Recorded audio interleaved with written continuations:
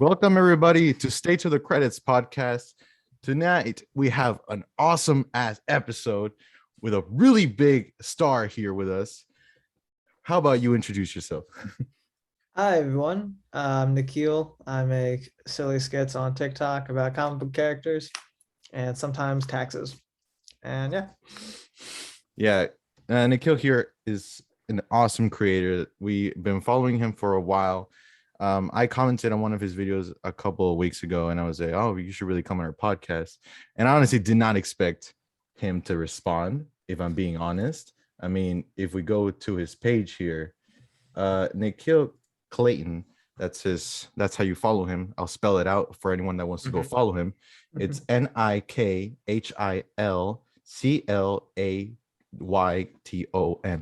But anyways, Nikhil here, he has 671,000 followers on TikTok.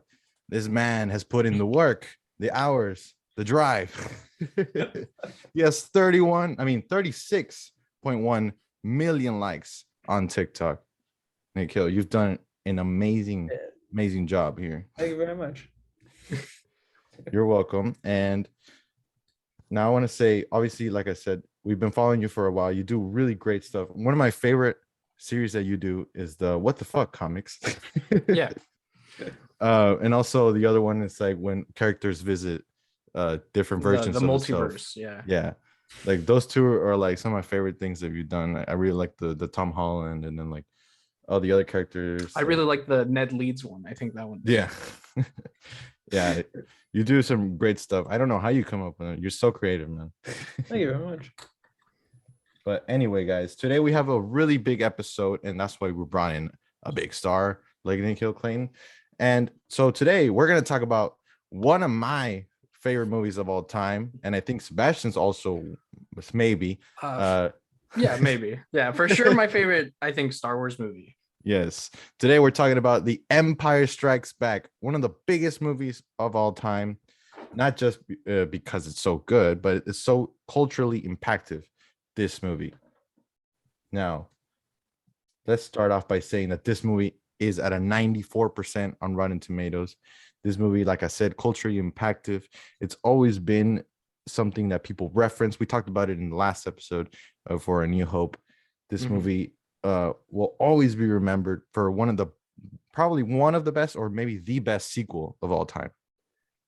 Yeah, and it gets thrown around a lot in terms of like being one of those movies that's better than the first one, and that I agree with, because like right off the bat you can tell that the production is like way bigger, more money got put into it, like and just from the story itself too, like it's darker, it's cooler, there's more stakes, I think, and yeah. So Nikhil, what do you think about this movie?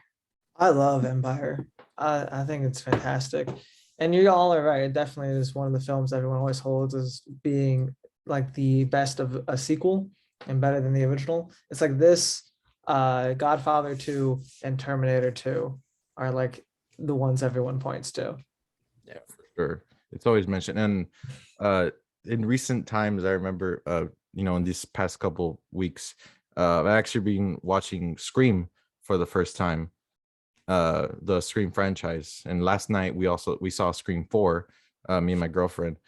And they always talk about sequels and everything, but I do remember in Scream 2 they did mention obviously those movies, and also Empire Strikes Back. Aliens, of course, also one of my favorite movies of all time. Aliens is fantastic. Yes. Would you consider this the best Star Wars movie, Nikhil? Yes. Cool. I think it's definitely the best one. I don't know if it is my favorite one, just subjectively, but it's definitely the best one, I would say.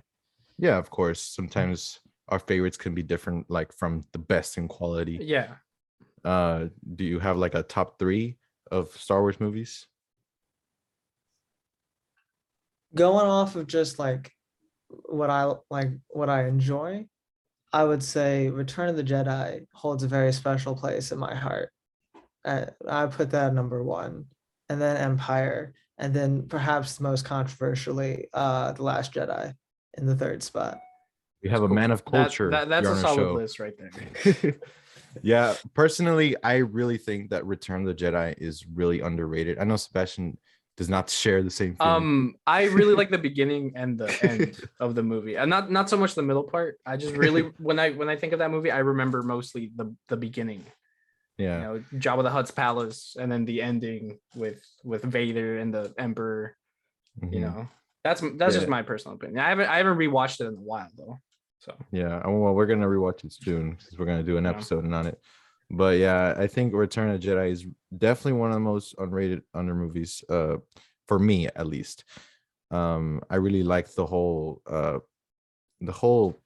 dynamic between Luke and Darth Vader. It's just so touching, and him losing his father and everything. But anyways, we'll talk about that in the next episode. Today we're gonna talk about Empire. Now, finally we see kind of villains or like the bad guys win in a story. Not like in the first episode in A New Hope. We see a much different story, much darker story, just like you mentioned, Sebastian. Yeah. And we finally see more of Darth Vader. Like I mentioned in the last episode, one of the best villains of all time. And we see one of the most iconic lines of all time also, with the revealing of him being his father and everything. Do you guys know the story of how it was actually going to go down? Like Mark Hamill, George Lucas, and I don't remember who else, one of the producers, I think, Irving Kershner, who's the director. They actually told Mark Hamill this, that he was going to be the only one that knew that Luke was going to be Darth Vader's son, and that for everyone else it was going to be a different line in the script, but only for Mark Hamill. So if the line got out and he told anyone, they knew who lied or who said it. I mean, reasonably, James Earl Jones would also have known. Yeah, of course, James Earl Jones. Only them, but of course James Earl knows they trusted him. But I wonder if David Prowse knew, because he still Maybe. plays Darth Vader in this. Yeah, that's true. That's a good point. That's Maybe a he good didn't. point. True. Maybe also him. But that's what I've heard, that only the people there involved in the scene wouldn't be the ones that know, because they told everyone else, obviously, that Darth Vader would say that Obi-Wan killed your father, which obviously I remember Mark Hamill mentioned in an interview that when they were watching the movie at their premiere, Harrison Ford, he told Luke again. He told Mark Hamill that he said, "Hey kid, you didn't fucking tell me this." It's such a Harrison Ford thing to say. Mark Hamill really does a really good impression of him. Yeah, He does. He does really good voices. I mean, yeah, of he's course. the Joker. One of the best Jokers. He's much more famous as like a voice actor than he even is Luke. Yeah, for sure. He skips in Regular Show. If you guys ever saw Regular Show. Yeah. I didn't watch it, but I know. Yeah. But anyways, let's dive deeper into the story now, Sebastian. For people who want to know more, now tell them what's about. I mean, it's just a bunch of more fights compared to like it's the war is still going on, right? The rebellion against the Empire, but the rebellion's kind of losing at the beginning. They lose in the Battle of Hoth. They lose tons of they suffer tons of casualties, forcing everyone to pretty much evacuate. Which right off the bat, different tone compared to the first movie, because you don't really start a movie.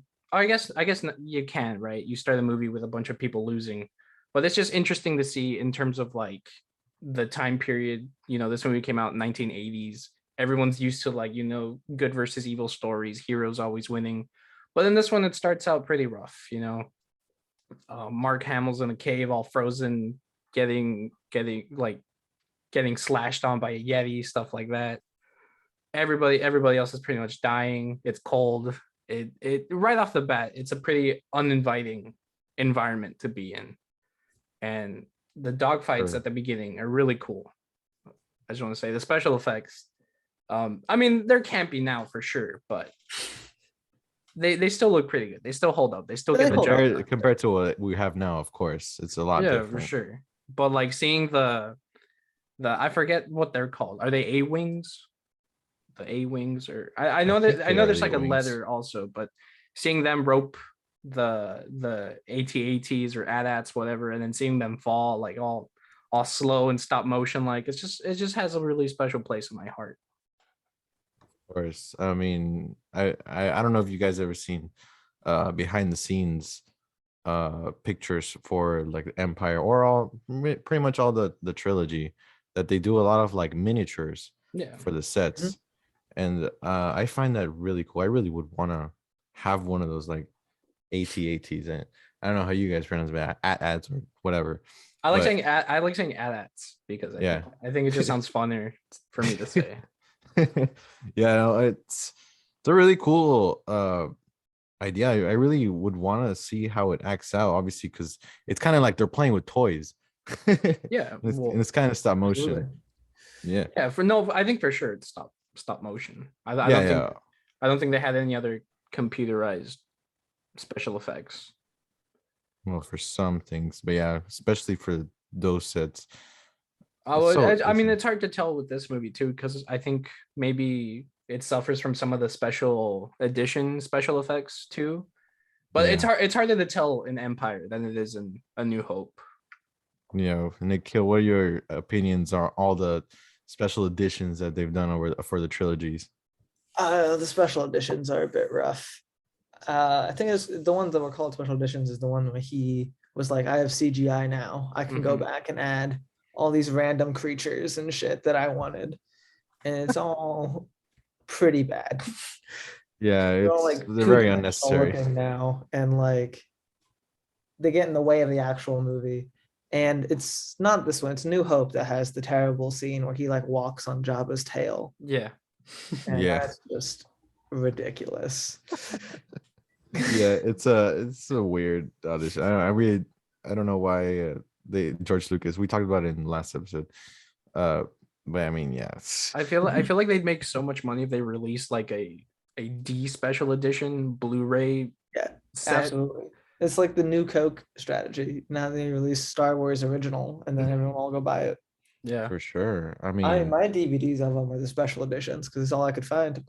yeah. Yeah, pretty much. like I have VHS copies and they're still the special edition. And that's crazy because those came out like, I don't know, like 80s, 90s. Mhm. Yeah, I mean, I would really pay more to see like an original, no edits, just like how it came out in the movies. But damn. Now, we finally see, like I said, the villains are winning now. They have to the rebellion basically has to escape for their lives now, and we also see Luke foreshadowing that his hand's gonna fall off when he cuts off the snow monster. I don't really know how to call it. Did The they Yetis. mention? Is it a Yeti or No, do it's they have a called different name? it has a different name. Yeah, something. I forgot the name. I just know the Tauntaun is the horse thing that he rides. Yeah, the Tauntaun's the thing they cut open. Oh, it's a Wampa. Yeah, there we go. Yeah. Wampa. Wampa. Oh Creature. yeah, I've heard that before. I know that. Yeah. Cool. Now, what? How would you guys feel being inside of a tauntaun like Luke? Probably pretty warm. Yeah, warm. You'd be Way alive too too. warm. Really, really wet, probably. I mean, it's the same as like sleeping in any other animal, which I've Yeah. not done. I- But like in The Revenant, he sleeps in like a horse. Leonardo DiCaprio. Yeah, I Mhm. remember Same that. vibes. I remember It that. smells worse on the inside. Yeah. I bet it does. Sorry. And also we see when Luke is in like passing out, we finally Obi-Wan tells him to go meet Yoda. Now Yoda has had many different interpretations, I guess you can call it, of how he looks like and the way he acts. Now, what are y'all's opinions on this version of Yoda? The first time we see him, essentially. I love this version of Yoda. He's like, he kind of reminds me of like Mr. Miyagi, like just sort of like goofy, like wise master, just like sort of like You don't really think he's all that serious until he's actually being serious. But no, I really like him. I like Frank Oz. His performance is cool. His puppetry is cool in this. I like him. I like funny old grumpy Yoda. Yeah, I I would can see that. give anything to be able to go back in time and watch this movie without going in knowing who Yoda was, and like actually just see this little green dude fucking Yeah. around with Luke and just be like, what is this annoying man? And then to find out that he was Yoda and be shocked by that. Because even when I was a kid, I was like, oh, there's Yoda, you know? Mhm. Like, fuck yeah. Yeah, of But then course. Like seeing him like jump around in the prequels and then seeing him now. But yeah, this is my favorite version of Yoda. Like, this is who Yoda should be, in my opinion. He's Mhm. old, he's cantankerous, he doesn't seem to care that much anymore. He's like weird as shit, which is an element of Yoda that I think is lost a lot in like the prequels, is that Mhm. Yoda's just kind of nuts and quirky as hell. For sure. Yeah, I think you really did lose that in the prequels, and I really don't know why. I mean, I guess because they wanted him to be more like menacing. You want to be respected. Yeah, you want because him to he is. feel. He used to be a Jedi Master. You have to make Yeah, him feel like a master. Exactly. yeah. But then again, I would love to see a Jedi Master act the way he does Yeah, in Empire. that would make the prequel so much more interesting. Just seeing like a bunch of serious Jedi, and then Yoda's like, ooh, ooh. Yeah, even if I'm it's like CGI, like how it is in the prequels, I would Yeah, have loved to see act like he does in Empire. yeah, the prequels try to make him so much more of like the general of it, Mhm. Yeah. versus this one is much more like a very old monk yeah. who's like having fun being a monk. Yeah, yeah, a monk. That's I've never heard that description, but yeah, it's pretty funny. uh, we also would have loved to seen. Obviously, when the movie came out in those times, no one knew. Like Nikhil mentioned, like he wasn't a. We didn't know he was a Jedi, but also would have liked to have seen him with his lightsaber, because I mean we did see him in the prequels with the lightsaber, but it would have been interesting to see a puppet. And I don't know if you guys have ever seen that actually behind the scenes, the original plans that George Lucas had was for Yoda to be a monkey, a trained monkey. I did not know that. Yeah. That would have been crazy. Lucas had so many bonkers ass plans that are like Yeah. all mutually exclusive to each other. I'd also heard that one of his original plans for Empire had Anakin Skywalker, who was not Darth Vader, Luke and Yoda teaming up on Dagobah to like fight. And I was like, the man just was bouncing around constantly, throwing things at the wall. I think that's why I like this movie, because it doesn't seem like George Lucas got his say on a lot of the final product. Like it says like story by George Lucas, but there's like two other screenwriters and like it's a different director and everything. Star Wars is always at its best when it's people who like were introduced to the world and liked it a lot and are not Mhm. the actual thoughts springing from George Lucas's head. No, I agree 100%. Yeah. I mean, you do gotta respect. I mean, No, everything absolutely. came Man, Yeah, from for him. no, fantastic no, no, world. for sure. It's No, no yeah, of course. disrespect towards George Lucas and for what he created, but sometimes it's like let other people write a story. It's like with comics, like you wouldn't want Stan Lee, as good as he is, to write every single Spider-Man comic. You want to let some other people write some stories. Also, at a certain point, there is going like the creator is always going to have an idea of what he wanted his creation to be Mhm. that may not line up with how his creation has evolved in real life. And fans, like if you get fans to write shit, they're gonna always have a better tap in on what the world actually is. Of course. I mean, like how it is now. Obviously, now we have so many millions of fans for Star Wars, and I mean, of course, some people have some crazy ideas, and they mean they may not be as good as others, but I mean, the combination of everything that we've had for now Star Wars is, or the people who have made Star Wars films, like the newest ones. I mean, it was people that loved it as a kid, and they had their own ideas, and they came up with something. Obviously, some people don't agree with the sequels, but I mean, some things can be appreciated here and there. I mean, I appreciate trying to do something different, trying to Of course, and that's make your what own I feel spin. about The Last Jedi. Exactly. Also, Yeah. That's Yeah. why I think Last Jedi stands out in the sequels. I think Abrams played it far too safe. Yeah, for sure. But I forget who did Jedi at the moment, but he did much Yeah, better. Ryan Johnson. Ryan Johnson, yeah, he actually tried to develop a new story and a new angle on it. Yeah, And I love that. I love everything that he did. Obviously, yeah, there's some things that I didn't like also like the whole casino thing. Like it was just like, it doesn't really matter. But everything else, I loved it. I love the whole story, the whole new angle that he did.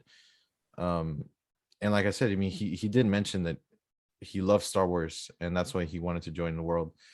And it's kind of sad that well, I mean, that's what I've heard, that it's kind of sad that the because he was gonna have his own trilogy, but I think Disney canceled it. I'm not totally sure. yeah, it's gone. Well, this is what I was saying about like when you make a work, it's going to evolve differently than how you originally set it out when you started it. And that's the perfect thing. Like Ryan Johnson took Star Wars and was like, what if we made this about like war profiteering? Like, what if we actually took a look at who was profiting off of the Star Wars? And that was like Lucas, fantastic guy, and he has his vision of the Skywalker saga, but he would never have thought to go in that direction because that's just not his angle. Yeah. But it's about reinterpreting the stories. That's where Abrams failed, in my opinion. Abrams tried too hard to be Lucas. Yeah, I mean, everyone did say when Force Awakens came out, this is basically A New Hope. So it's just like a little different, but it's pretty much the same. It's like kind of like a reboot there. A requel. Oh, absolutely. Yeah. Reboot sequel. Yeah. Type of it's deal. one of those like soft reboots that was so popular back then. What Lucas also did, not Lucas, Abrams also did the new Star Trek, which did the same thing, where they're like, it is a sequel, but it's also a full reboot of all of them. Yeah. I mean, I never watched Star Trek, so I can't really talk about that. I like the other two Star Trek movies. I never saw it at the ones that came after. Beyond, but I heard a lot of comparisons towards Star Wars, and I mean, yeah, like it's not Star Trek for sure, but I thought they were okay. I didn't think they were awful. I like the third one, I believe is what it was. Star Trek Beyond. That was good time. I like that one too. But am I thinking wrong for? I think Simon Pegg directed one. I'm not really sure. No, he wrote one. He wrote one, I believe. Oh, okay. I think it was the third one that he helped write. Oh, okay. Yeah. But he was an actor. I love Simon Pegg in all three of them. Simon Pegg's amazing. Yeah. Just writer, director, everything. The dude's great. Yeah, I love him. He's really funny, especially Shaun of the Dead. One of the best. And Hot Fuzz. I love Hot Fuzz. Yeah, Hot Fuzz. Those two are like one of the best comedies like of all time. Now, okay, so we finally, like we mentioned, we talked about Yoda. He was gonna be a monkey, but obviously the monkey didn't work out. Frank Oz, an amazing little voice that he did for Yoda. Do you guys have an impersonation of Yoda that you would want to try out? Not a good one. Not something that's going to be put out in the world. Yeah, it's I do find interesting that in this movie he doesn't really do the talking backwards thing. Like he doesn't maybe a few. I noticed that. It's not that noticeable in this. Yeah. When I was rewatching, because I hadn't seen it for a couple months, so obviously you kind of forget things. But I mean, I've seen this movie maybe I don't know, 10 times maybe throughout my whole life. Yeah, I hadn't really noticed that until now that we were gonna do an episode about it. That the talking backwards, he really doesn't do that much here. And I really like that. I really liked when he was he just started hitting R2, and like I started laughing my ass off. Some things I always appreciate about Yoda here. And I really liked that we got to see this version of Yoda again in The Last Jedi. You know, we talked about Yes, I love him again. Also, this keeps going back to Last Jedi instead of Empire, but I loved that Last Jedi finally delivered on the whole strike me down, I'll be more powerful than you can imagine line.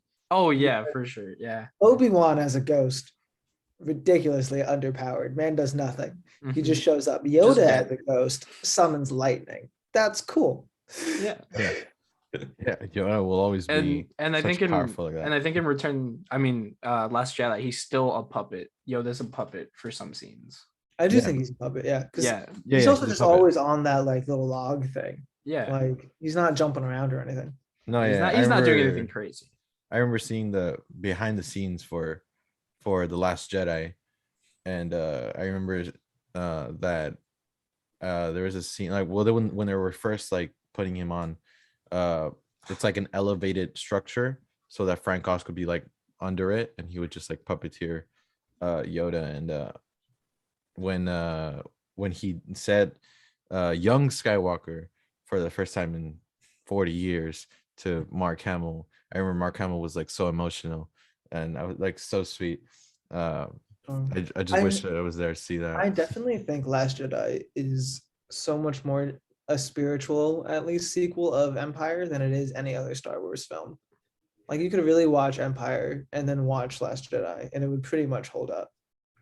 And they Yeah, both of have the same like element of Luke being not a perfect Jedi and having like these emotions that he can't let go of. And like course. that's a common theme in both films. I think that's Ryan Johnson made a very good choice picking that. Yeah, and I do want to say I think the comparisons, like Yoda gets trained by Luke, and then Luke trains Rey in Last Jedi. So it's very similar to that also thematically. Yeah, it was really touching that we see like he did like kind of like an Obi-Wan thing.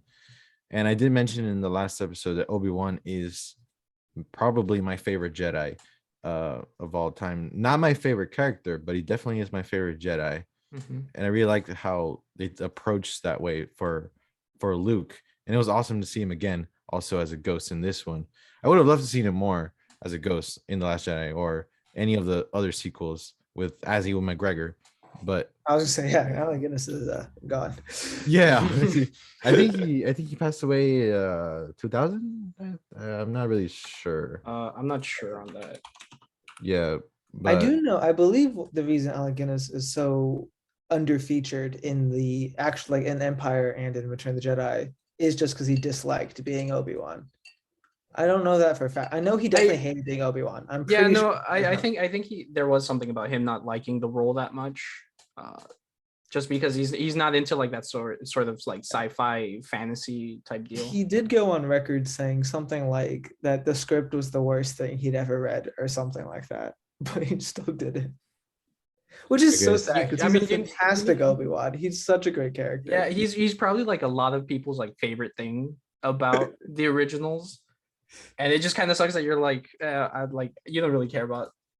However, to be fair, Harrison Ford also disliked. Oh, his that's role. true. That's true. Yeah. So all the best Oh parts my of gosh, Star Wars. my like two favorite characters don't really care about this franchise that much. they is don't want to be hilarious in it. that Harrison Ford worked so hard and pushed so hard for Lucas to kill him in Empire Mhm. and Yeah. had to wait all the way till freaking Force Awakens to actually get killed. Yeah, I had to wait 40 years. I mean, I wonder why he just doesn't like it. I mean, I guess because he doesn't want to be in the spotlight. I mean, think obviously back this then- brought him in like I think- right in there. If I remember correctly, back then it was just that he didn't want to be like held down, like he didn't want to always be known as Han Solo. And it turns out Yeah. that he became like the biggest movie star of all time and has a bunch of famous roles that he did. Mhm. So he's fine. But I believe that was his issue originally. Yeah, I mean, yeah, I could see that. I mean, being tied down to a franchise. Obviously, right then they didn't know it would be as big as it is now. But I mean, still, it was a big commitment to the role. But it is pretty funny that he did try so hard to be killed off. And then we got to spend the first half hour of Return of the Jedi undoing it because Yeah. they managed to get Harrison Ford back. Yeah, Lucas finally convinced them, like, oh, we'll give you anything you want. But I mean, for you, Nikhil, I know you mentioned in the video. So I know you did a video a couple days ago, I think a week ago, I'm not sure, about someone commented, would you be in the council or the rogue? And you went off saying that you explained like why would it be in the council, you know, you Say have what? to go rogue like one of your characters on Solo. Now, would you care to explain more? Well, basically, just like here's the thing: I have been out of TikTok for about a month now, just for vacation stuff. So I've been very loosely going on the app, just to post pre-recorded content. But I noticed I got like 1,000 comments asking me about this council and rogue thing. And all I could find was that there was something called a council, and someone else was spilling secrets of that council, and that it was all like fake. The first thing I checked was to make sure that this wasn't real. And then I just went on. I was like, why would anyone side with a fake government? Like, who's gonna suck up to the government in a fake setting? Just say you want anarchy. It's so much easier and way more fun. Yeah. And I was like, and the whole point of the video was just like, when you watch any movie, it's always people fighting against the system. Why on earth would you ever root for the system? Yeah, it makes sense. For people that don't know, in TikTok, there's the whole thing about the council, but the council is basically the council of men, and some guys will say like secrets that men do that girls or women won't know. Like, for example, just like when men are in the shower, we like to just cup a bit of water to our bodies and then just let it drop. And for some reason, like men are so simple, and that makes us happy. And obviously I don't know the creator's name, but he has a really big following. He's like the unassigned but leader of the council, and he's the one that makes all the I decisions. believe it's the Vanta Lord. Oh, that sounds familiar. Yes, I'm not totally sure. How do you spell that? Vanta Lord. I thought it was like Fanta. I thought you said Fanta, like the soda. Yeah, I was thinking Phantom. Oh, there you go. Yeah, the Fanta Lord. Yeah, Yeah. he has a So you make 4.2 million. that video I made got like 300,000 views, and all of the comments are trying to educate me about this fight. So I've learned a lot more since I've made it. Yeah, it is a he is a really funny creator, and the whole Yeah, he is. He's fight the thing of the invite war. to the guy. Yeah. Now, would you want to talk about a little bit more about Han Solo? How he became your favorite character, or one I of would your say favorites? Solo himself is not like my favorite character of all time. I think he's probably up there for Star Wars. Like, he's probably my favorite character in Star Wars. But it is literally called the rogue archetype. And there Mhm. are characters like him and Jack Sparrow and Gambit, who I was talking about in the video. Robin Hood is like the originator of it. Just people who challenge the system, usually also in illegal ways. And Han is a smuggler turned general for the rebellion.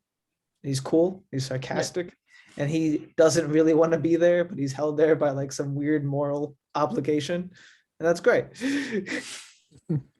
I mean, Yeah. also one of the reasons that he would stay is for Princess Leia. Yeah, well, obviously, yes. Love is a big reason to keep him around. I love that rogue archetype because I think it's much more interesting to follow a character that isn't, necessarily the good guy, or like the quote unquote, picture perfect good guy. I think it adds more to the narrative to have somebody that's not as morally correct, or whose morals don't necessarily align 100% with like the good character. Yeah, absolutely. It's always great to me when you can have heroes who don't have the same worldview or don't have the same like perspective on morality. Like, when you can have one hero, that's where you get like distrust, and that's when you get like good relations in a movie. If you can have a hero look at the other one and be like, I can't trust you because you'll not follow through on this.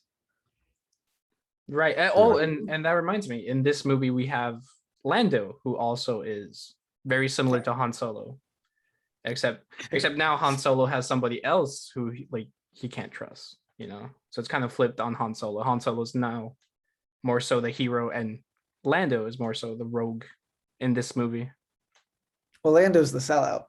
Right, yeah. Lando is the guy who used to be cool and with it, and then sold out to join the organization. But then he sells out the organization again, or like he double crosses. Han comes back and is like, you're a sellout and you're lame. Don't you wish you were less lame? Don't you remember when you were cool? And Lando's like, you're right. Han Solo was like, don't you remember when you were played by Donald Glover? That was a good time. When you were playing with Donald Glover, it's funny because I was watching it with my girlfriend, and I was like, "Did you know? I mean, can you?" I was like, "Can you believe that that's Childish Gambino?" You want But to shock like that? Watch Community. The fact that oh yeah, I've seen Childish Gambino Community. is hilarious. Community is probably one of the most I underrated shows. I The first stopped 3 seasons. I stopped watching when Donald Glover left. It gets Yeah, the last seasons of Community are unfortunate. yeah, Truly, it's such a great show. The first Mhm. 3 seasons are like peak, and then after that, it just really starts falling off. yeah. Him, I mean, well, Childish Gambino and Abed are like my favorite characters. Such a like perfect comedic duo in the show. Uh, but it kind of sucked that it kind of just changed, because also they had a lot of problems with what's his name?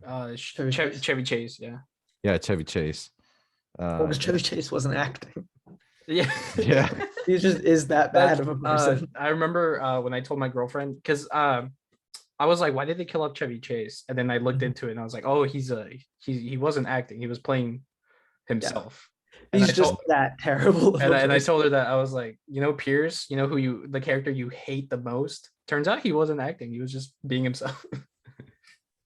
Yeah, I mean, in that time it was different comedy. I guess sometimes it would be funny for him, but yeah, it just kind of Apparently, sucked that he was he like was that. on the Chevy was on the ban list from SNL for a little bit of time because he got in a fist fight with Bill Murray. Yeah, I think I Damn. remember reading about that. I didn't know that. That's crazy. Damn. Wow. Well, damn. But I was gonna mention that Community did do a lot of great things though, even though that whole Chevy chasing was still going on the first 3 seasons, it was still pretty great. It is really underrated. I know I had seen it a long time ago, but I stopped watching it after Childish Gambino left. But then I rewatched it maybe a year ago, but I was like, I know it's bad, I know it's gonna get bad, but I'm gonna finish it. I have to know how it finishes because I never knew how it finished, and it was It's not not a worth it. sweet ending. It does pick back up for season 6, in my opinion. They bring on Yeah, because it was the people. Yahoo season. I thought that they picked it up and they did their Yeah. own thing. I They never got better. saw that. I know that they were supposed to make a movie. It was supposed to end Were with they ever actually doing that? Because the slogan from inside the show was always six seasons in a movie. Yeah, I Yeah, heard that there was a they lot bring of it up again. I heard Was there ever was happening? a lot of production stuff, but no one had really like gone forward with I it think or they anything. talked about it, and I They think all the couldn't get cast members would have together been. for the TV show. I find it hard to believe they'd ever get the cast together for a movie. Yeah, I know, like for example, Alison Brie talked about it, that she would be down for a movie. I mean, it could be interesting, but I really don't know what approach they would do. They would probably just go like super meta and be like, "Oh wow, we're Yeah, exactly. That's the only way to do Yeah. it. Would be fully acknowledge that it is 6 seasons in a movie. yeah, I mean, like you did say that they'd probably be like, this is just like a really long episode," or like Ovid would be Yeah. like, "No, guys, we have like the production now to like something like that." Yeah, Abed would probably say something like that about the production. If they wanted Um, to be right, they'd have it about trying to go get Troy back and have Troy just be Childish Gambino. Oh, Like he just went off and became Childish Gambino. that'd be cool. And Abed's just like, we need the gang. Well, back. wasn't that the name of his boat? The childish something. Oh, Or I that's like think Gambino I remember something. something like that. It wasn't like specifically Childish Gambino, but it was something similar. I don't remember. Yeah, exactly. it either had Gambino or Childish in the name, but that's the name of the boat.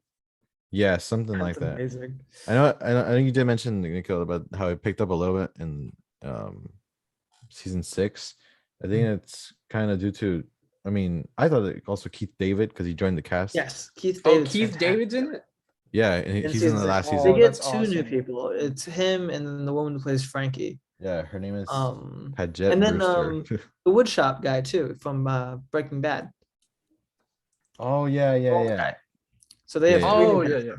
And they're all really good actually. Oh, They're man. great additions. You know what? I might watch it for Keith David because I Yeah. love Keith David. Yeah, I mean the last episode is it's sweet. They go like where they reminisce over like the whole show and everything. uh, and like they all go in their own separate ways.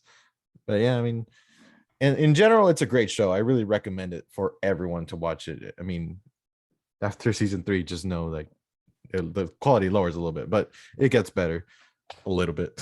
A little bit at the end.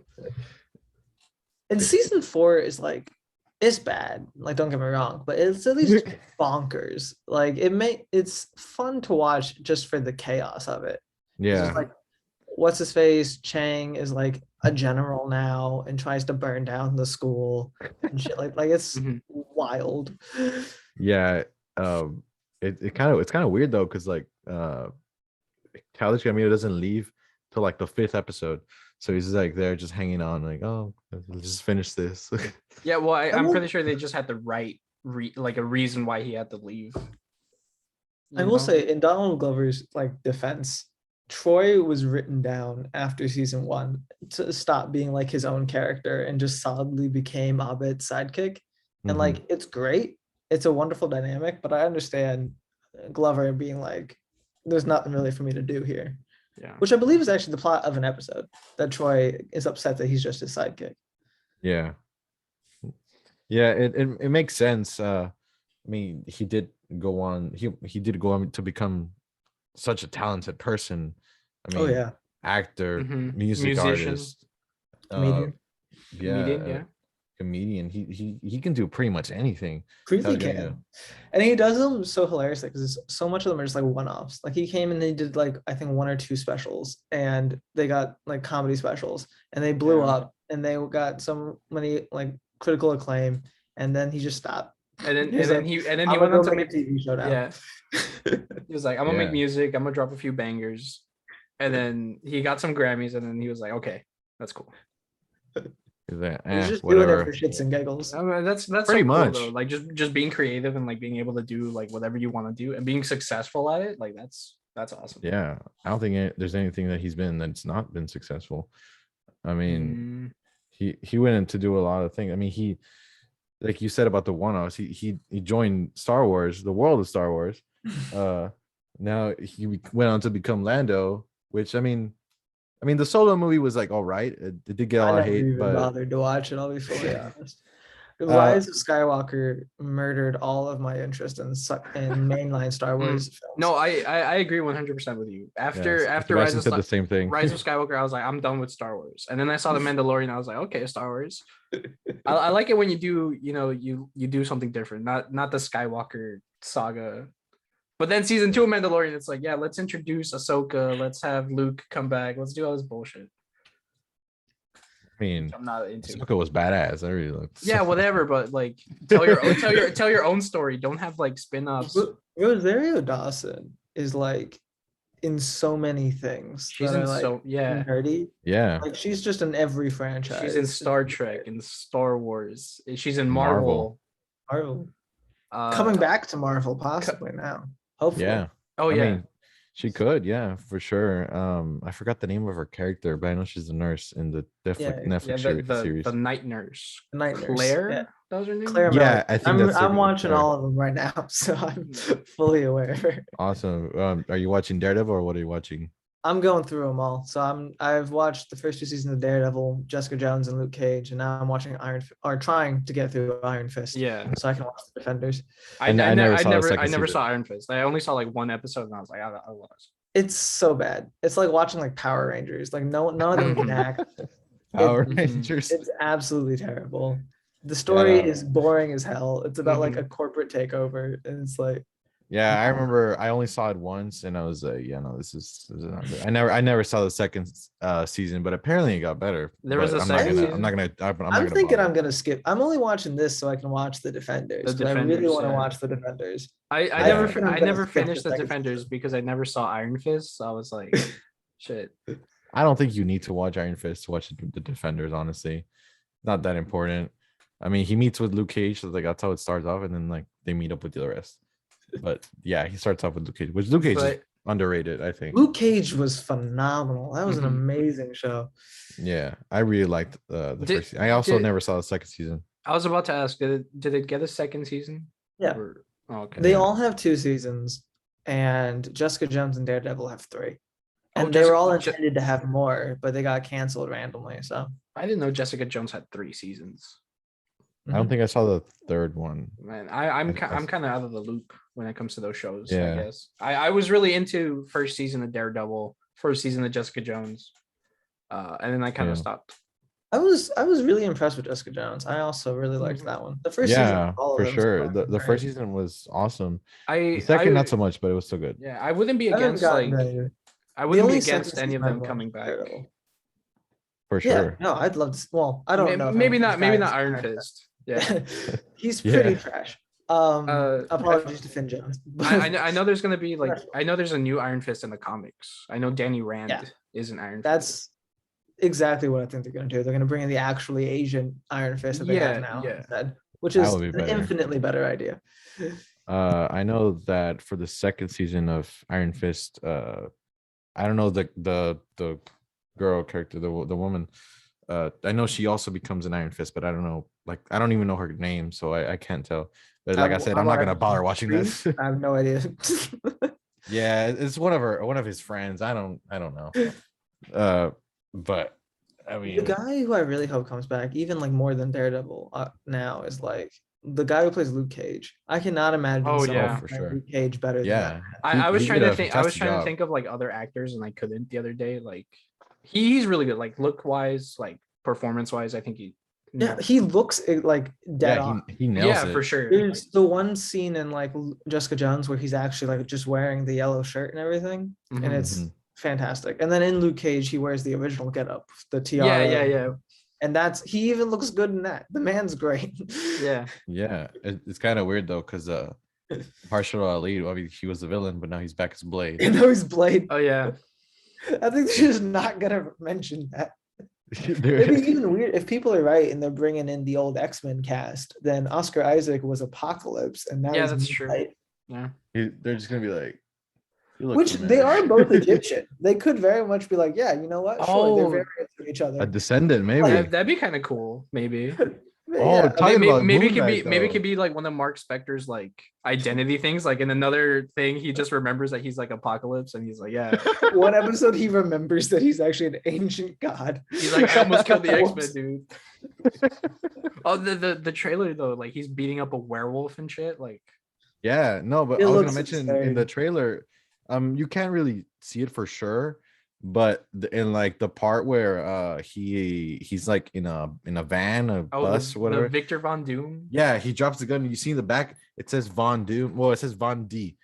And obviously everyone thinks it's gonna be talking about Von Doom. I swear to God, watch it be like a Vanderbeek or some shit. Yeah, it could be. Like, it could be. I mean, knowing Marvel now, they're gonna pull off another Ralph Boner there. I really a bend over. I cannot express how little I actually want to see the other X-Men cast, or especially either of the other Fantastic Four casts, come over.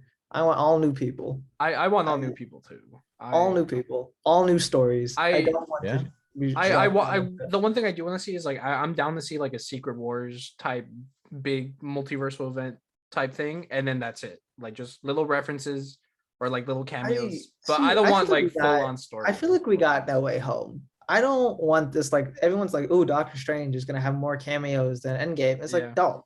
Like I don't want every movie from now on to be here's a random thing from Marvel's past. Just like everything Marvel that's ever been made. I don't know. I feel like there's two like sometimes it feels like there's two people behind Marvel. Like there's like the Moon Knight people, and then there's like the multiverse people where one has like let's go all serious, let's get all cool, and then there's like No Way Home. I will say this, cameos. I had way more faith in Marvel audiences because personally, like I love the MCU. That's my whole like thing, right? On like I love Marvel comics, I love the MCU, and I had way more faith in the Marvel audiences before the Eternals came out.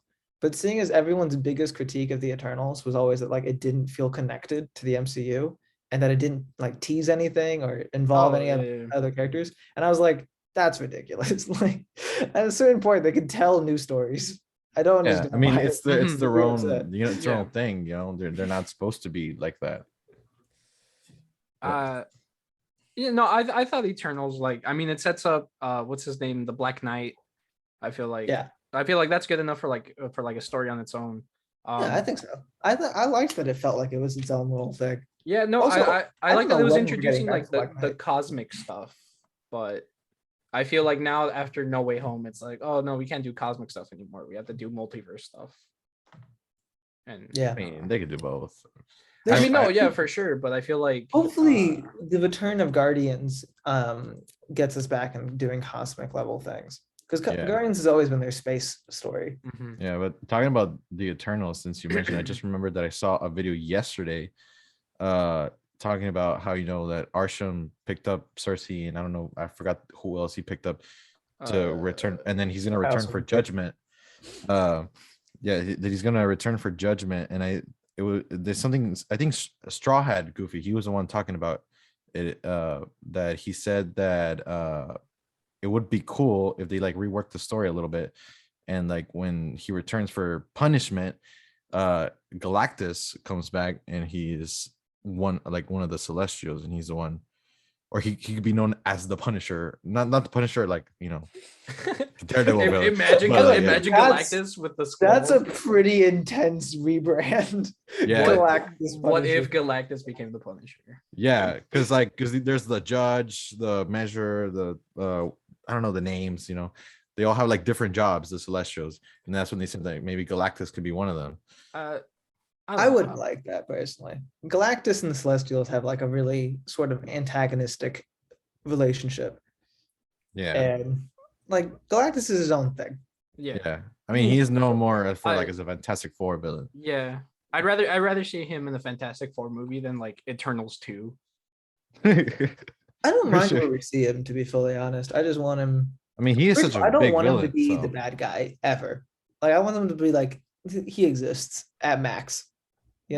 Like he's this old ass from the other universe kind of guy. But like I don't want a big fight against Galactus. Personally, because I just also don't know how you scale Galactus. They Yeah. do pretty good with Arishem. Eternals did sway me on that. Arishem, you got a sense of how big he was Mhm. compared to the Earth, but no Yeah. one's punching him. Exactly. Yeah, for So sure. I Yeah, don't we know talked about how it in you- our It, Eternals yeah, episode. it would be hard to see like the Avengers fight I mean, that. Like and then it's like, you gotta imagine it's smaller than like a gnat. Like it's like Mhm. yeah, Captain it's America literally would be nothing. flying up and just you wouldn't be able to tell unless I would be down for it if they somehow shot it where you never actually see all of Galactus. It's just like Oh, like random it's just body like parts random body parts. that they're fighting. Because they're like 1/15 the size of like his finger. That'd be probably. cool. You know who I would get to make that movie? I would get like Gareth Edwards, who did Godzilla and Rogue One, because he's really good at like scaling things. I feel like that would be pretty cool. I never thought about that. Ah, that's a good idea. Yeah. And you Yeah, guys Garrett, watched that's Star pretty- Wars. Good job. That was a good one. Yeah. I was thinking about, damn, we've gone really off topic, but I mean, it's true though. I brought mean, it back. Garrett Edwards- I brought it back. Let's talk about Rogue One now that I mentioned that.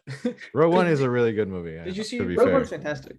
Yeah, Rogue One's one I of those love things Rogue like when Star Wars excels at now is always like telling the side stories. Yeah. It's like, what if we made a blank movie set in Star Wars universe? Is not how they have to operate. Rogue One, Yeah. perfect. They're like, let's do a war film, set it just in Star Wars. Yeah. Perfect. Yeah. I mean, they made a whole movie out of one sentence from the text scroll in A New Hope.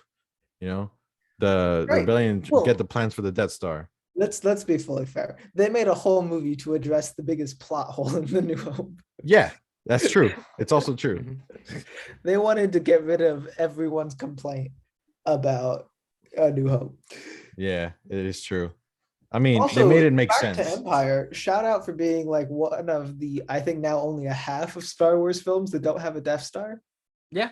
Good Yeah. job, guys. Yeah, that's something that we mentioned when we talked about A New Hope, because we were talking about the Death Star. We were like, Death Star, it's cool, but it's been in like 7 movies already, so who cares? It's too many times have they done Yeah. the Death Star or Yeah. Star Killer Base. Yeah, for the whatever, sequel. whatever it's called. Yeah, It's I mean, hilarious just- to me that they don't need it. They It's don't just need a, it. it's just a circle, man. Like do something different.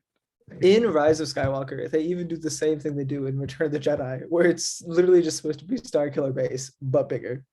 Mhm. Like it's Yeah. the Death Star. Return of the Jedi is Death Star but bigger, and then it's Star Killer Base, which is a bigger version of the other Death Star, and then there's Star Killer Base but bigger. Yeah.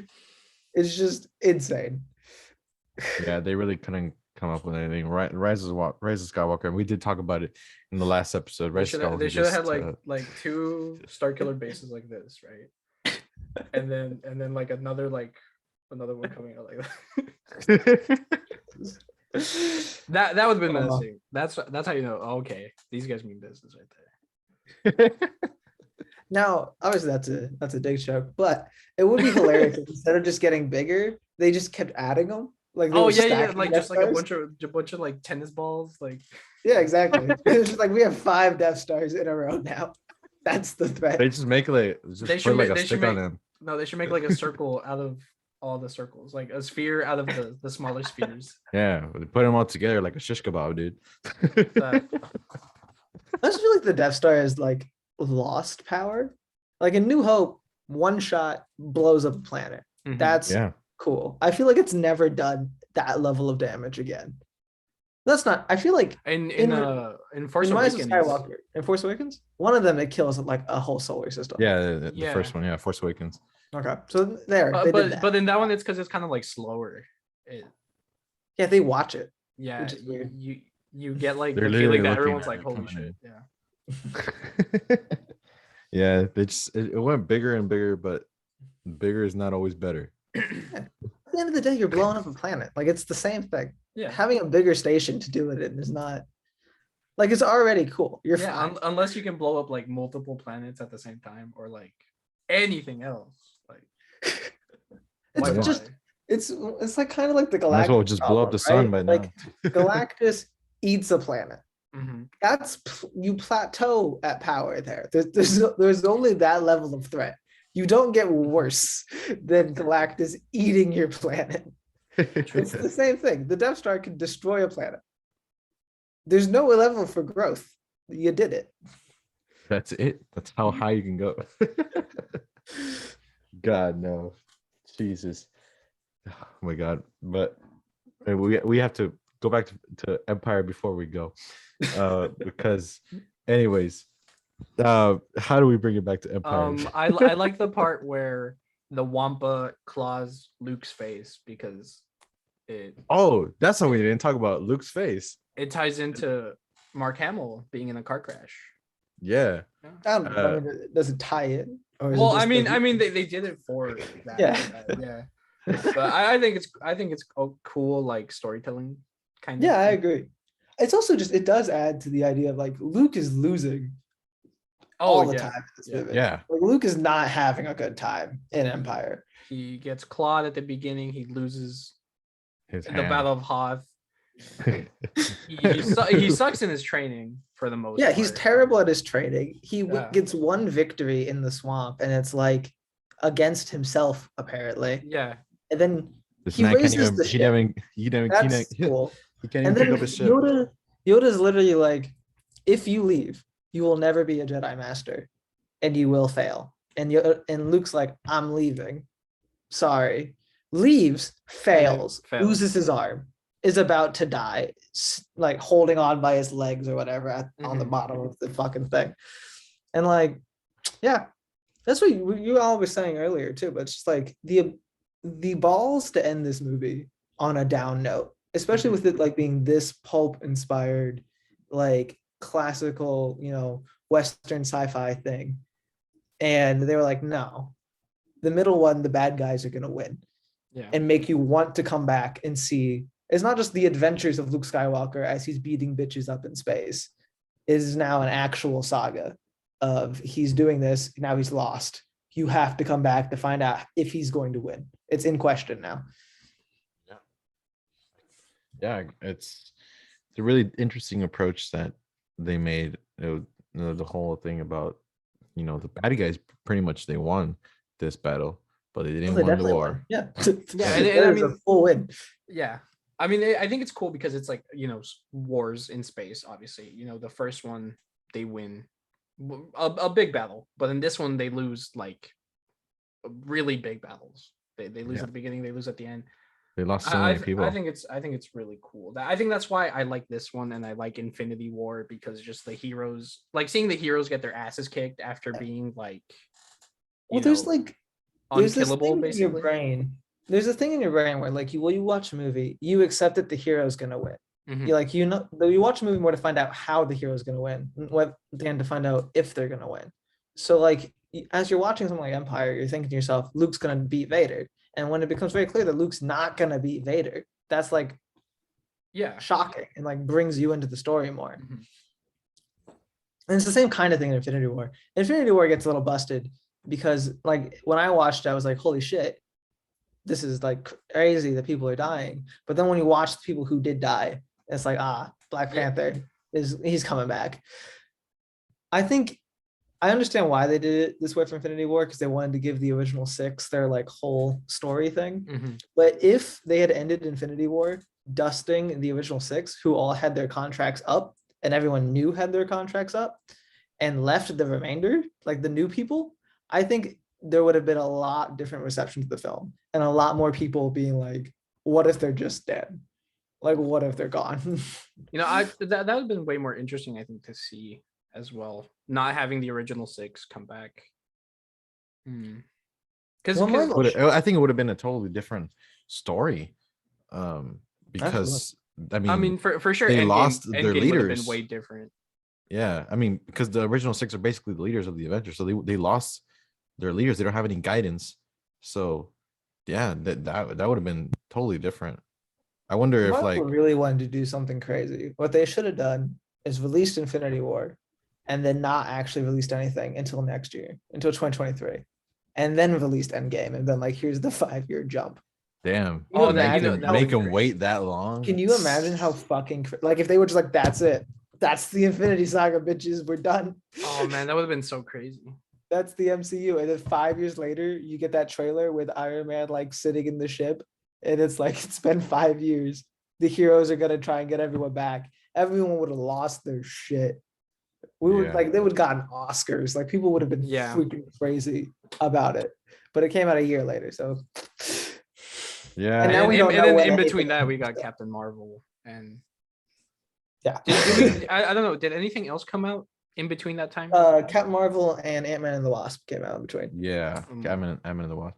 Anything else? Two seemingly, No. and when we were watching them, seemingly only one of those mattered. It turns out that both of them were very important to Endgame, but Yeah, Ant-Man and the Wasp. I mean, it gets a lot of hate. I mean, it's all right. It's pretty funny. I don't know. I don't like it. Yeah. I recently binged my way back through the whole MCU, and I was surprised by how much I didn't like Ant-Man and the Wasp when I rewatched it. It's just very generic MCU. Yeah, it is. It's like And- paint by Yeah. numbers. Yeah, it's just that's why I said it's just all right. It's funny, but Yeah, it's got Like- there's got funny moments, but it's like Yeah. sitting down and watching like I Love You Man or something, you know? Mhm. Like it's Yeah. not anything special or really even feels like a Marvel. yeah. But then again, you really don't think Ant-Man's gonna be important, and then he like basically saves the world. Yeah. Well, not him, the rat. The rat. The rat's very important. Well, the rat is something I do like a lot. Because if you're gonna set up a film, like straight up have a guy be like, there's a 1 in whatever billion chance that this works. You need a stupid thing, but Mhm. you need a thing that is a 1 in a billion shot that lets you win. And the fact that it's a Yeah. rat hitting a button, okay, sure. Yeah, This is the it universe makes of that rat sense. button. It just makes sense because out of all those possibilities, you need something that stupid to make it work. Exactly. Yeah. Yeah. No, Like, because that's the thing. Everyone's always like, why couldn't they do this? Why couldn't they do that? Because if the rat doesn't hit the button, it doesn't matter. Mhm. You gotta get the one world where the rat hits the button.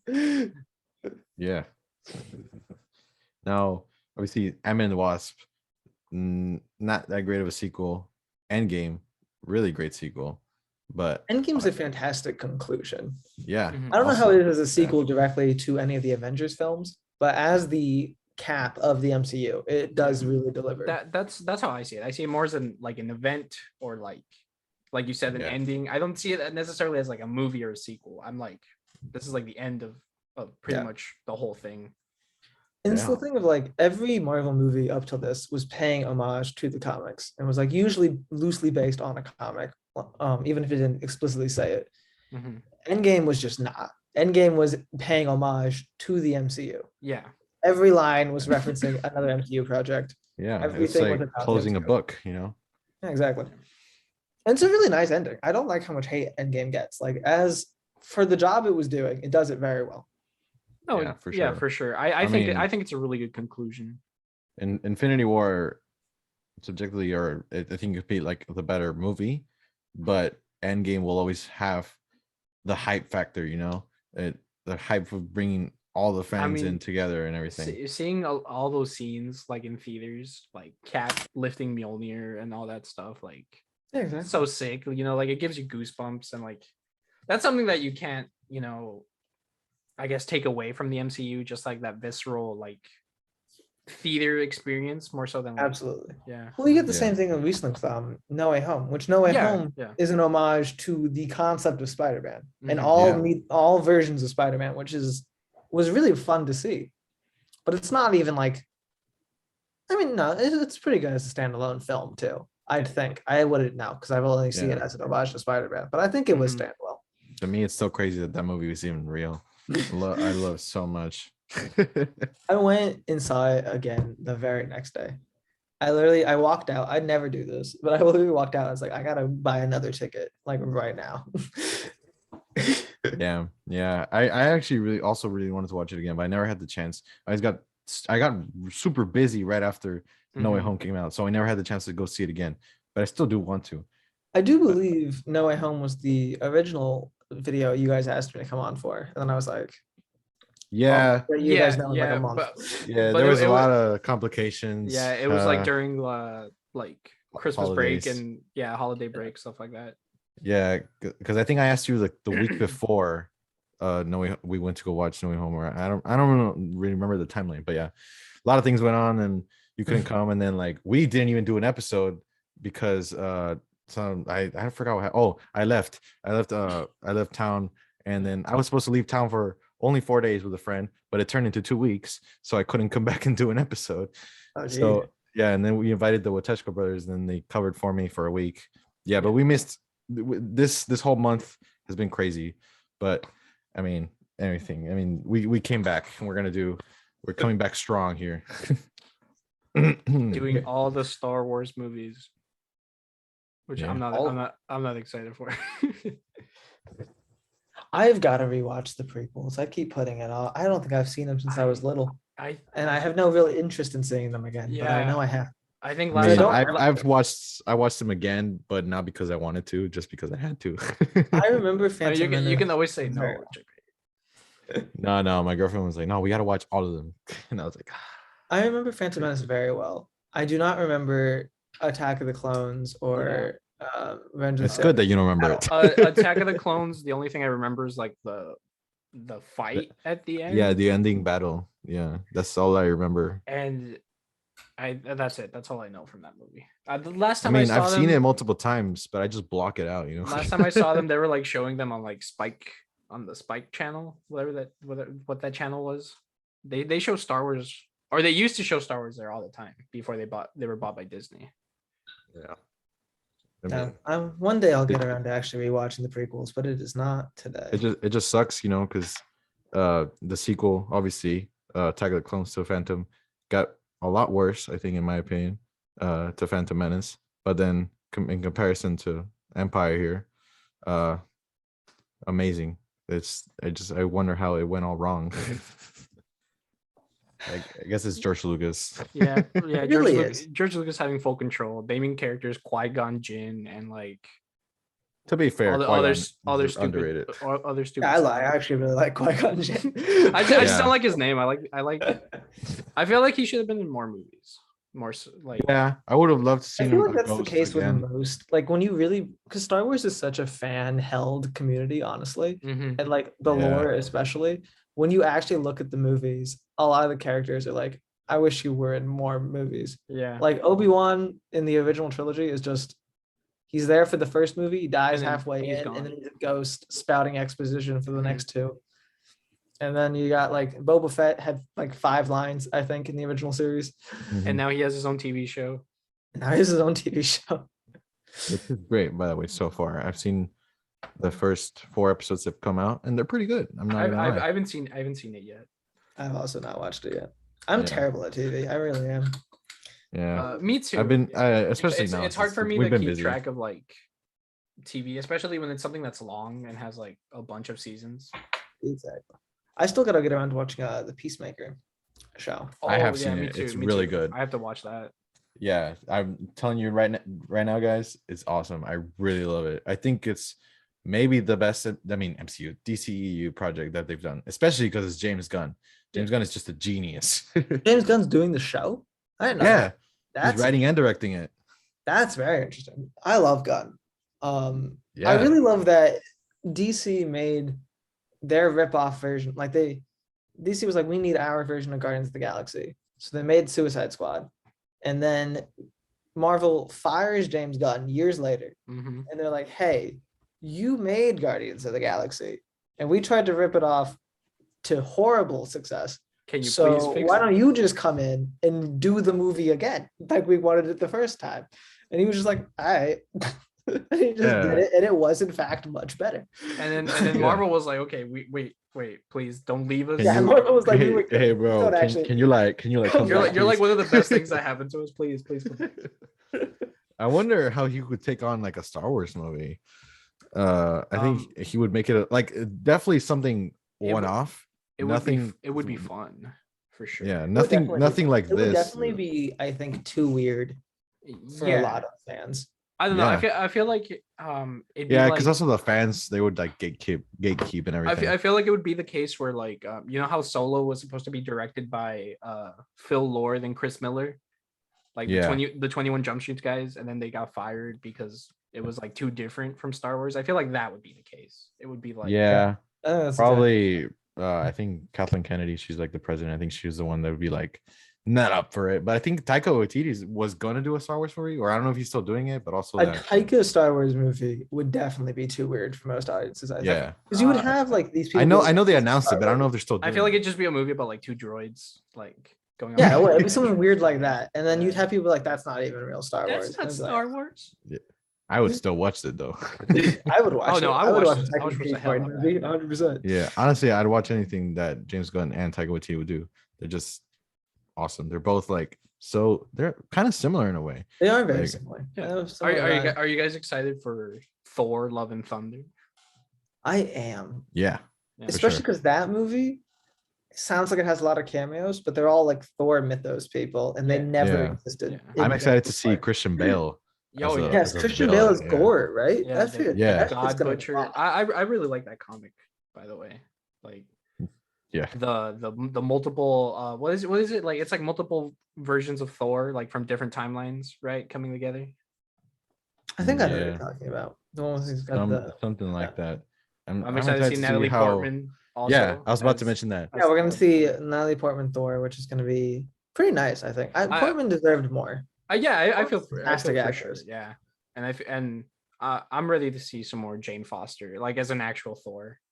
Yeah. I'm Jane not- Foster as an character would be nice. Yeah. Versus a pretty lady that likes Thor. Yeah, an actual character. I hope people don't like hate on her too much, because I know like when Jane Foster to Thor, like in the comics came out, it was around the time where Marvel was being more diverse. They definitely will.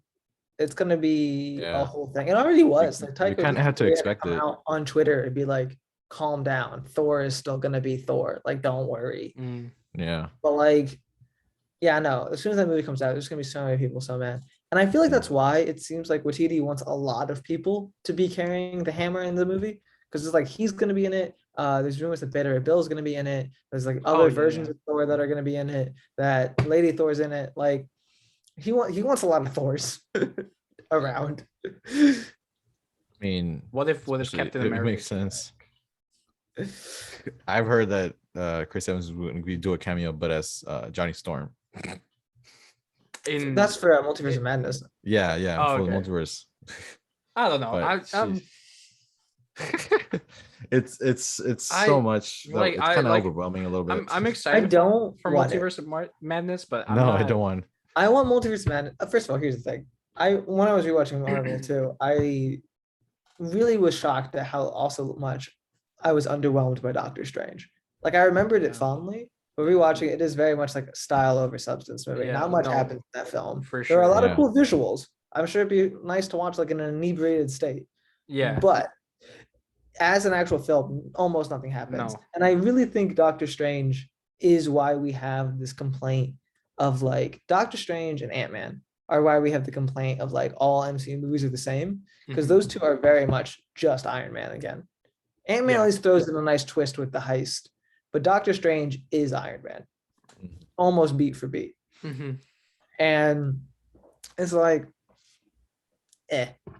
I really want Doctor Strange in Infinity War. I really like Doctor Strange in Endgame. He was in it for like 4 minutes, but I liked him. Yeah. Doctor Strange in No Way Home, again, in it for like 4 minutes, but I liked him. I hope his next actual film, we get to see him be something cool. And it's not him constantly being like, look at that guy for 2 hours. Yeah. Yeah. Just be like, hey, look at Hugh Jackman over here.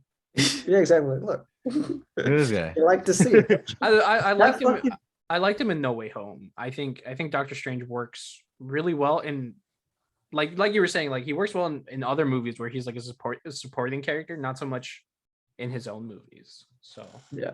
it's interesting to I'm- see now going him up against versus an evil Wanda. version.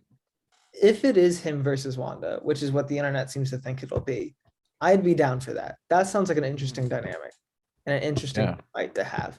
And I also want more of like the The sort of magic. like just like Strange, not as an infallible person. Like in Infinity War and Endgame, he's like the ref. He keeps everyone in line and he's like knows ref. all the rules. But in Doctor Strange, his actual movie, he's a fuckhead. Like he's literally messing Yeah. up all the time. Yeah. And he's pushing every boundary. And in No Way Home, he does like the same thing. And I want to see that. I want to see egotistical Stephen Strange be upset that Wanda has more power than him, and that lead to a big issue. Mm. Yeah. I mean, That it's kind of him like getting worried, that he has to keep the balance. and then we're gonna get hit. We got 2 Cumberbatches in this movie. 3. We had 3 Cumberbatches in this Oh movie. yeah, I seen the third 'Cause one. he's Three. playing, he's playing him. He's playing the evil Strange from What If, and there's another one who's like red, who's got a name. I think it's like Guardian Strange or something. I Yeah, saw him. they already like leaked the The toy. one of with the that weird one. hair, right? The weird hair. Yeah. Yeah. Yeah. No, I saw We that. have Yeah. we have I thought- 3 I thought- Cumberbatches in this I thought that film. was just like a toy exclusive thing. I didn't know that. I Yeah, didn't know that was. I don't remember exactly like what it is, like that third one, but I mean, I'm excited to see it for sure. I'm excited for Sam Raimi to direct. Yeah, Yeah, Sam Raimi's a fun pick. Because, I remember, because like, from the literally- trailer, like from what I remember, I was like, whoa, it actually looks like it has like some color correction in these movies more so than like the rest of the Yeah. MCU. yeah. Before we started recording, I was actually watching a video on TikTok about Sam Raimi. That they like Tobey Maguire, like he was like kind of nervous because they didn't like returning as Spider-Man because he didn't want his character or like his version like being messed up in any way. And like obviously they did a good job with No Way Home, but and like he didn't want anyone to mess with his character. So that's why they wanted him, like his story with like MJ to be minimal. That's why they didn't really mention it that much. But since now that it's Sam Raimi, I'm pretty sure he's gonna be like, oh yeah, Sam, Jack, do whatever you want. Like if he does like a cameo again, or like he comes back for Multiverse of Madness, like yeah, like The Sam, biggest do whatever you question want. for me is what role in Doctor Strange Bruce Campbell is gonna have. Does it you only- Could know, be the other Mysterio. yeah, I want him to be Mysterio, like just like how he was supposed to be in Spider-Man. Like it could be that Bruce scene. Campbell? Yeah, Bruce Campbell Yeah. was supposed to be Mysterio in Spider-Man 4. So all That's his fantastic. roles. Yeah, there's in there's Sam concept Raimi art for trilogy. it. No, but that's extra hilarious because Bruce Campbell is in all 3 of those Spider-Man. Yeah, that's Yeah. why he was supposed to be like the same character, but like playing a different role, basically. That like is working a different job. amazing. Yeah, you can So- Google it. There's the concept art for it. That What is I- amazing. I think want what them to show what I would that. love in Multiverse of Madness is for Spider-Man's cameo, if he has one, is him arresting Mysterio and it's Bruce Campbell. Like that like that deleted scene that was supposed to be in I Spider-Man would love 4. to see that.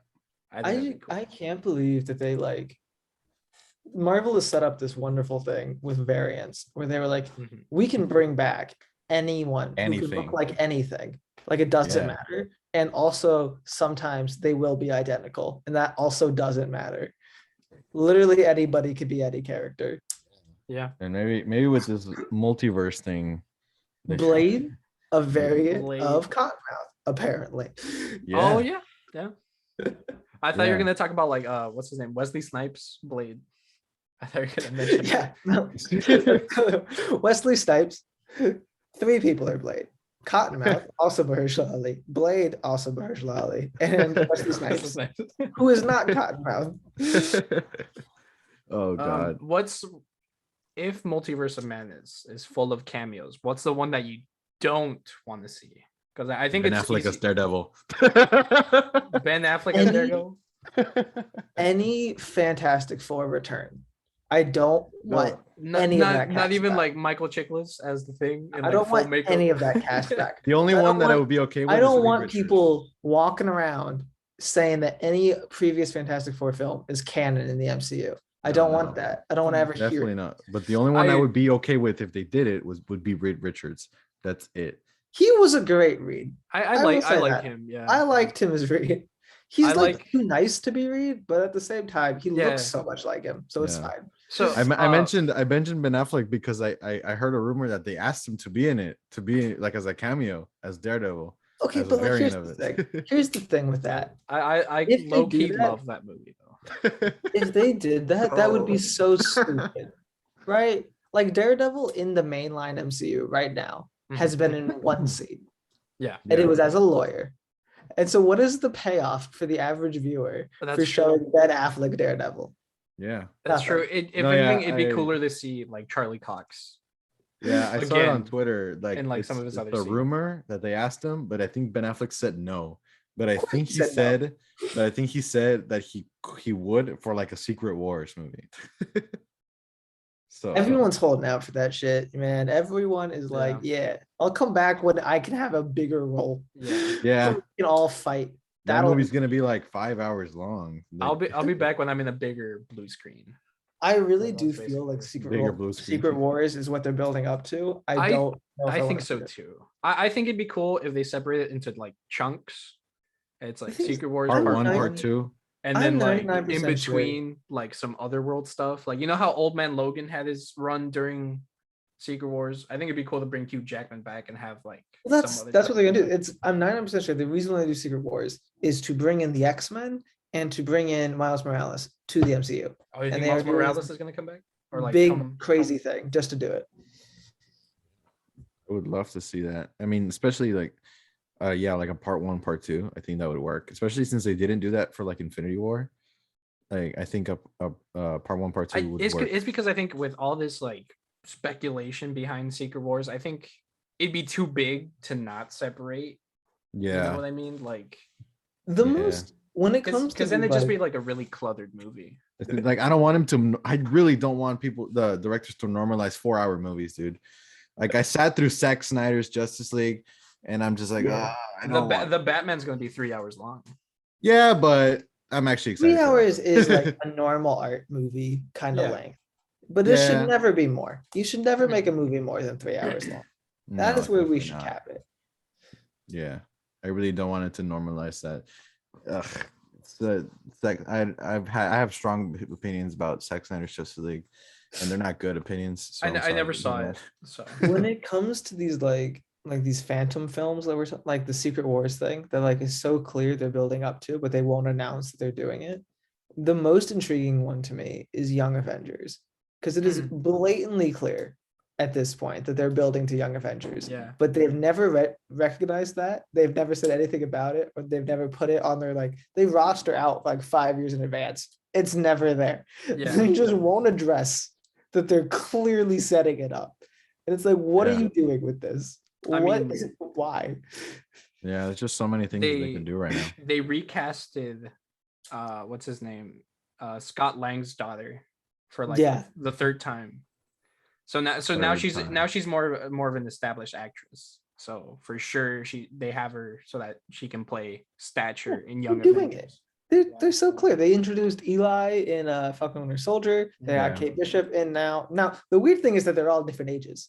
Like Yeah. that is strange. And that Yeah. must be why it's taking so long. Because they're all You gotta very- wait for them to grow And up. and also, I mean, Hulkling, he's a scroll, right? He's not. Yeah, he's half scroll, I believe. So maybe they're waiting for like Secret Invasion or whatever. Oh, I know they're I'm filming not it right well now. Actually, versed on.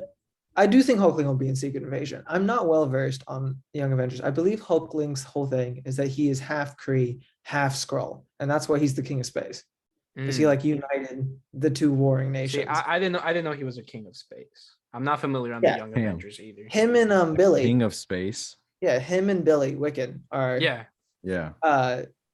joint now, I guess, kings of space, unless Wiccan is king's consort or some other name. I don't know, but they're married. and That's they rule first. well, damn. That's a different story. Well, that's the. I feel like we've never really touched on the Kree Skrull War, like it's been mentioned. yeah, And Mhm. Captain Marvel's the closest we've ever gotten to it, and they like redid it where the Skrulls are just good. yeah. Like, They, usually they, in the comics. they like flipped it around. Well, no, because usually in the comics, the Kree are also like shit. Like there are bad. Like Ronan the Accuser is still Kree. Like it's just more like these two warring factions that are both terrible. And then Earth randomly got itself in the middle of, and then, but they wanted. And I think Captain Marvel's message is very good about like refugees and stuff. So I'm fine with it. But since they've redone, I think all of Secret Invasion will be trying to show that Skrulls can also be evil, Yeah, just so that they can move forward with the Kree Skrull War. And I think when they move forward with the Kree Skrull War is where we'll see Hulkling show up. And then I think they have I agree. everyone, I agree. except Iron Lad, who is Yeah, the that's most important because that's- he's the one who becomes Kang, yeah. and they don't have him.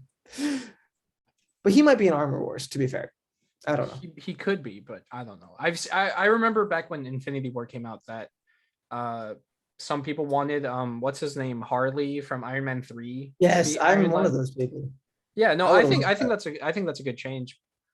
Honestly, I would not be surprised at this point if instead of having Iron Lad, they make it Iron Heart, especially because Loki, the same show, they introduced Kang, introduced the idea that you can have men and women variants of the same character. Mhm.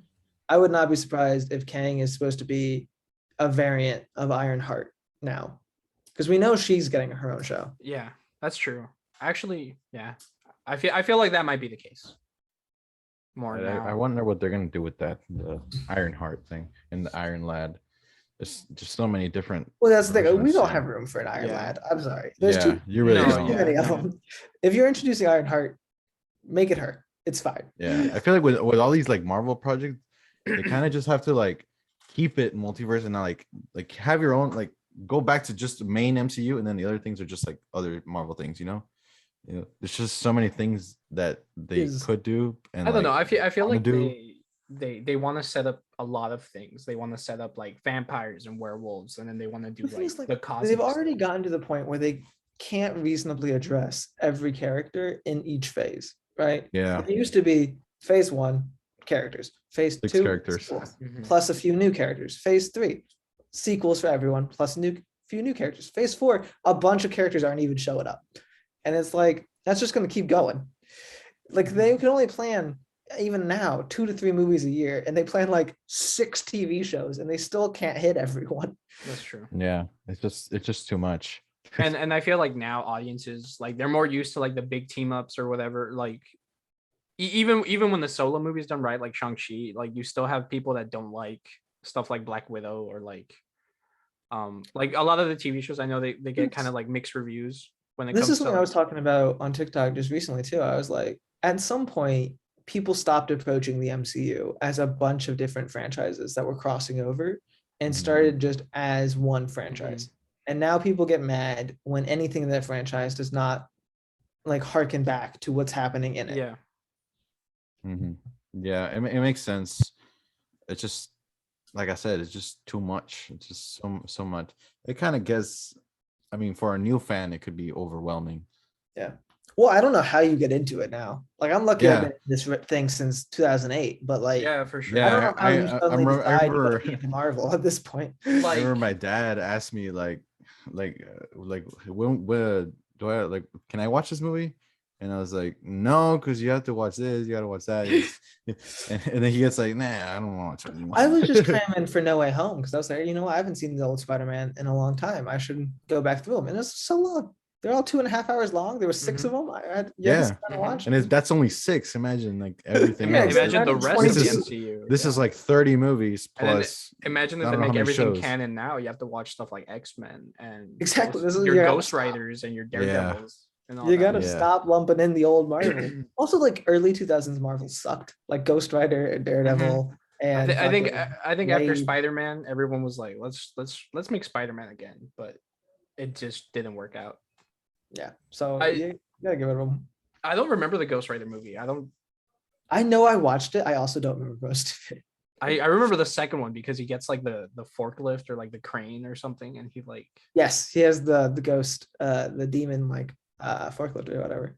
yeah, I think that part's cool. But other than I that, remember the that. first one has, I believe, the Ghost Rider on the horse, which Yeah. is something also from the comics that I've always loved. Of like this burning horse. Yeah, I think that's sick. I love the different Ghost Riders. I want to see. I don't know if I necessarily want to see Johnny Blaze come back, but I'd be more into like I Robbie know. Reyes maybe. I didn't. It's gonna finish be it, Nicolas Cage. but I you know Robbie Reyes is in it, so maybe they'll bring him back. Nicolas Oh, Cage he's is in gonna join the Agents of MCU. Shield, right? Yeah. Which is another show. Like, is it canon? Yeah, I don't know. No. Coulson's I don't know anymore. Coulson died in Avengers, so who knows? Well, also the bigger issue is that they have the Darkhold in Agents of Shield, the same book that Wanda's just got. That clearly no one else. I did not I know didn't know that. that. I didn't never know that. saw. I that. never saw Agents of Shield. So It's crazy. Yeah. What happened to the Inhumans? You remember that the Inhumans show? I never saw it. oh, they got the X-Men back, so they dropped it. Humans. Oh, that's true. That's true. That's true. They were like, we don't need you actually. After all, goodbye. Mhm. Oh god. This whole yeah. plot we were trying to work up, nah, fuck it. They tried to push Inhumans so hard. The thing is too, It didn't work. I really think so many of the Netflix shows were trying to build up the idea of the Inhumans, because that was like what they were going to try and do before Inhumans just sucked. Yeah. They were trying to build to that. And so much of the Netflix shows, Luke Cage and Jessica Jones specifically, have this like human first rhetoric. Like they're making speeches about it. Like, don't let the freaks overtake us. We're humans and blah, blah. And in my opinion, that's how you bring the X-Men in. Yeah. Like, literally just replay one of those moments. Like if we're gonna make those shows canon, fine. We already have the hate for random people and the fact that everyone just accepts it. Like Iron Fist is terrible. Don't get me wrong. Yeah. But one scene I just watched that I did like was he's in like this mental hospital and he looks at the doctor and he's like, when I summon my chi, I can create a superpowered fist on my hand. And the doctor is just like, if you can prove that, we can let you go. Like, it's just like, yeah, okay, maybe.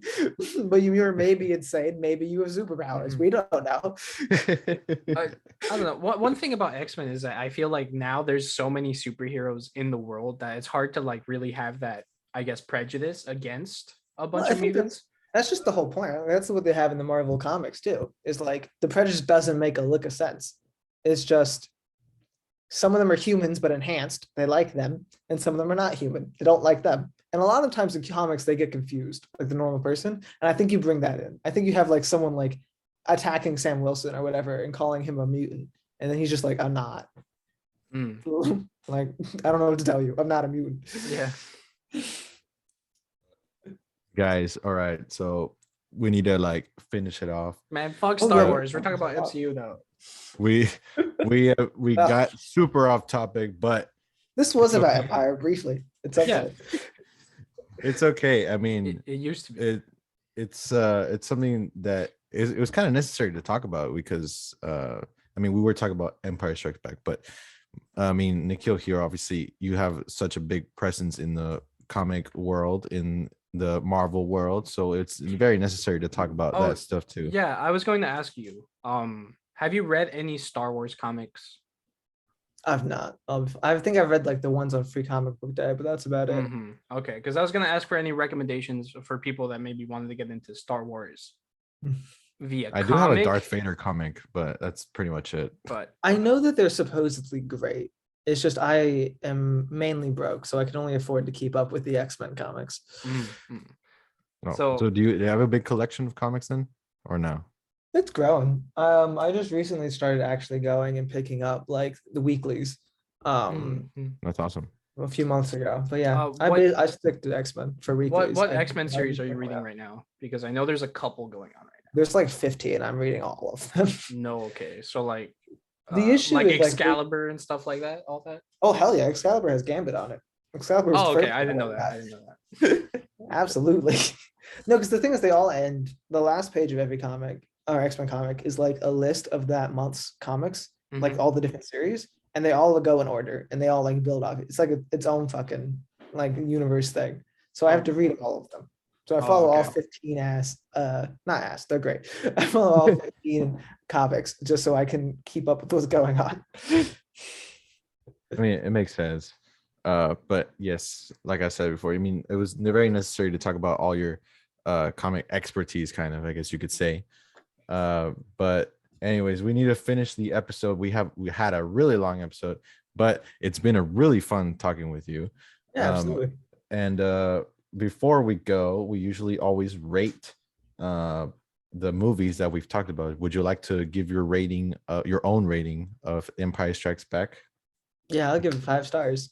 Empire Strikes Back it's definitely near flawless, especially for high fantasy like it is. Mhm. And it takes a lot of risks. It has fantastic cinematography, fantastic sets, fantastic Yeah. acting and everything. And it's a really genuinely fresh story. And yeah, Yeah, one 5 of my stars. favorite shots of all time, like of movies, is that when Luke and Darth Vader are finally gonna face off, like in the freezing, what's the carbonite freezing room.